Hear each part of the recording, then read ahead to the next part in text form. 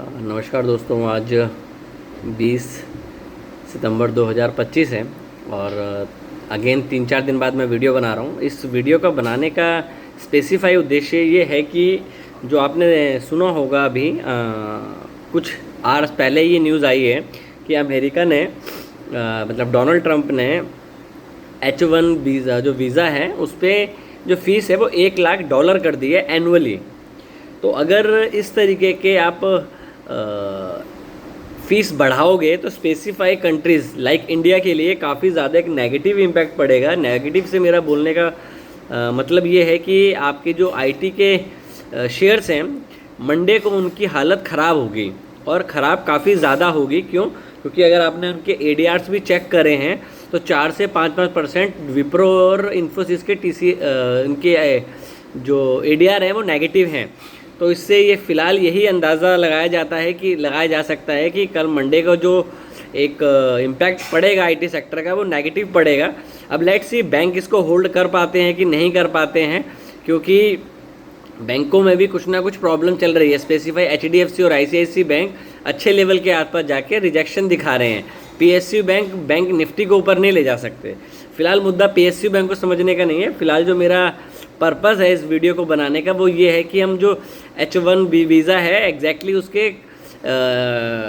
Hit क्या आपको करेगा बाज़ार में। सबसे पहले हम इस चीज़ को समझें कि स्पेशली 70+% जो इंडियंस आईटी में काम कर रहे हैं वो इसी वीज़ा की वजह से कर रहे हैं।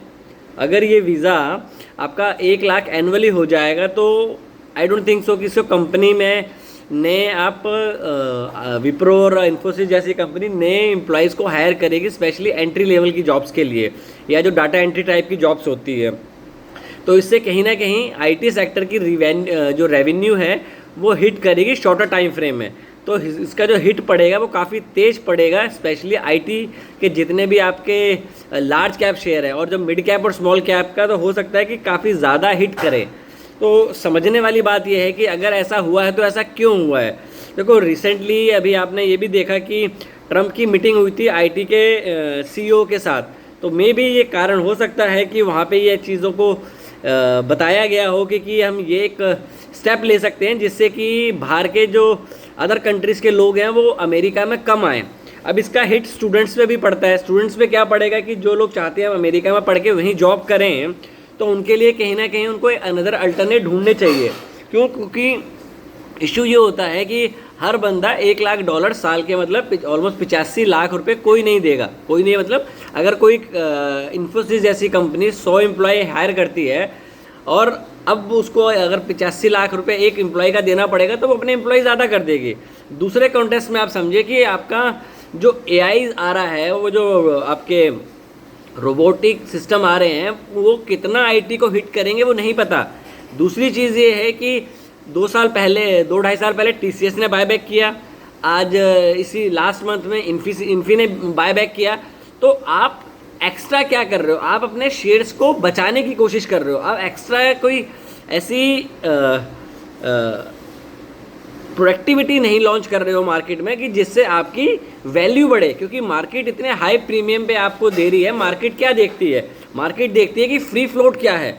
अगर मार्केट में आपको आईटी सेक्टर में फ्री फ्लोट नहीं मिलेगा तो इवेंचुअली इन सेक्टर्स के लिए प्रॉब्लम हो सकती है, क्योंकि अगर आपकी रेवेन्यू गिरना शुरू कर देगी, आपके चीज़ों की इनकम कम होना शुरू हो जाएगी, तो आप इवेंचुअली कितना आपके पास कैश फ्लो होगा वो कहीं ना कहीं आपका डाइल्यूट होना शुरू हो जाता है।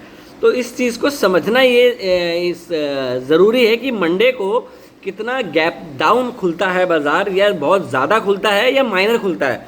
अगर माइनर खुलेगा तो आपको इसका हिट पड़ेगा। अगर बहुत ज़्यादा गैप डाउन खुल जाता है, 700-800 पॉइंट निफ्टी आईटी नीचे खुलता है, तो कहीं ना कहीं 100-150 पॉइंट आपका निफ्टी भी खुलेगा। अब लेट्स सी उसके बाद आपको क्या बाइंग करनी चाहिए नहीं करनी चाहिए वो बिसाइड द पॉइंट है। बट मेन अगर हम कंक्लूजन को समझने की कोशिश करें तो इसका जो हिट पड़ेगा वो आईटी कंपनी की ग्रोथ पे पड़ेगा, उनकी रेवेन्यू हिट करेगी। और जो स्पेशली अगर मार्केट का ओवरऑल देखेंगे नैस्डैक ने कैसे परफॉर्म किया है, उससे ग्लोबल मार्केट में क्या इम्पैक्ट आता है, क्योंकि आपका बेसिकली जो H1B1 वीज़ा है वो इंडियंस को है, चाइनीज़ को हो गया, कोरियंस को हो गया, फिलीपींस को हो गया, इन जैसी कंट्रियों को ये वीज़ा मोस्टली ऑफर किया जाता है। तो यूएस कंपनी में ज़्यादातर जो है 70% ज़्यादा लोग काम करते हैं। मतलब अगर इन्फोसिस की बात करें हम, तो इन्फोसिस जो है अगर यूएस से 60% की इनकम अर्न करती है, तो जो 50% की उसकी इनकम है वो H1B वीज़ा से है। तो इसका हिट पड़ेगा और सीरियसली इम्प्लीकेशन इसके होंगे बाज़ार के लिए।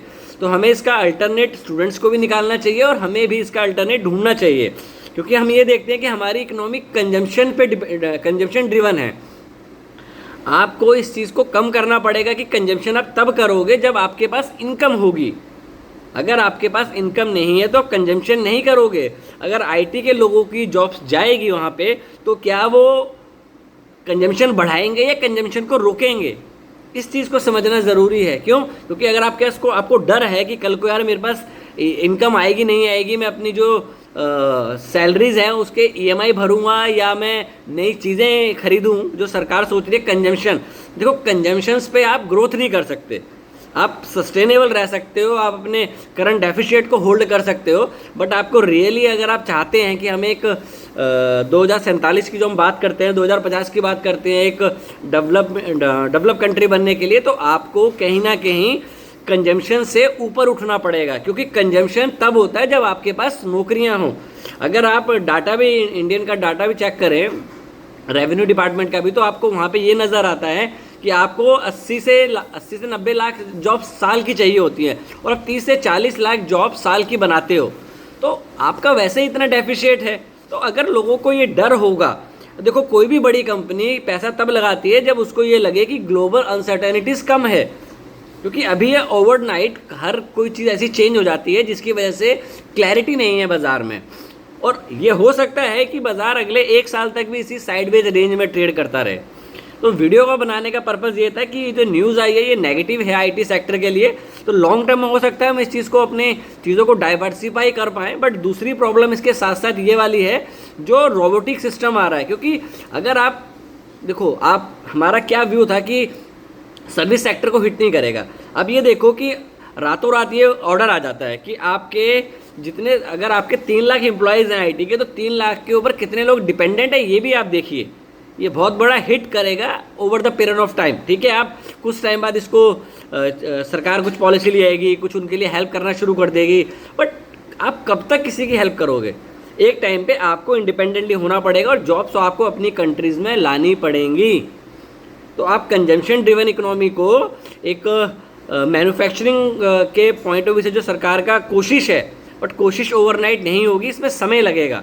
तो इस चीज़ को समझें और क्लिप्स करते हैं, वीडियो को छोटा करते हैं। छोटा बोलने का पॉइंट ये हुआ कि इसका नेगेटिव हिट पड़ेगा और आप आईटी सेक्टर से जितना कम अपना एक्सपोजर रखें उतना बढ़िया रहेगा। फिलहाल के लिए इतना ही। अगर वीडियो में कुछ इंटरेस्टिंग लगा हो तो वीडियो को लाइक करें और चैनल को सब्सक्राइब करें। Thank you, take care and trade well.